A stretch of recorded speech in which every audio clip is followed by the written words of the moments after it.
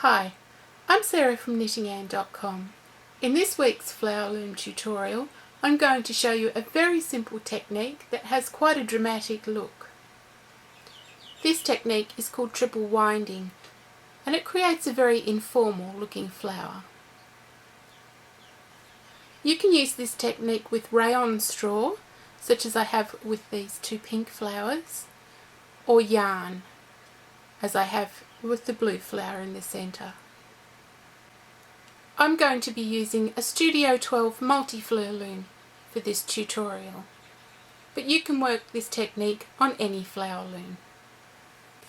For this technique, you'll use 3 different strands of yarn together as if they were one strand.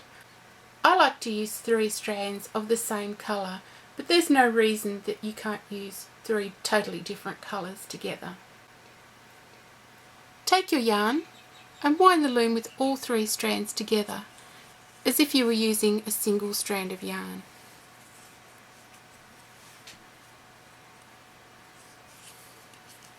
You can use any winding technique, and if you don't know how to wind your loom, check out my flower loom playlist and you'll find 2 videos that show you how to wind a flower loom.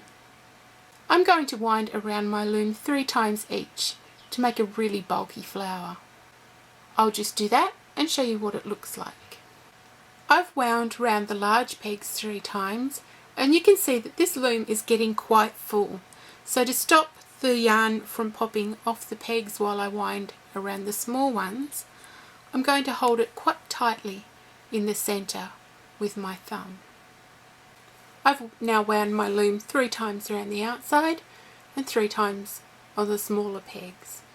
Of course, if you find this too difficult, because yarn is quite packed on here, you can just wind it 2 times around each peg, or as many times as you like.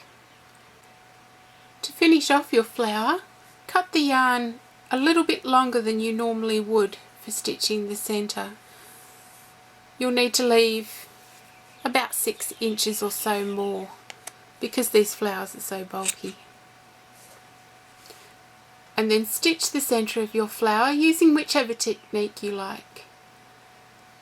If you don't know how to stitch the centre of a flower, check out my flower loom playlist and you'll find lots of videos there that show you how. I'm going to use a stem stitch to stitch the centre of this flower. And there you have the finished stem stitch centre. To finish off your flower, take it off the loom and darn the ends in on the back.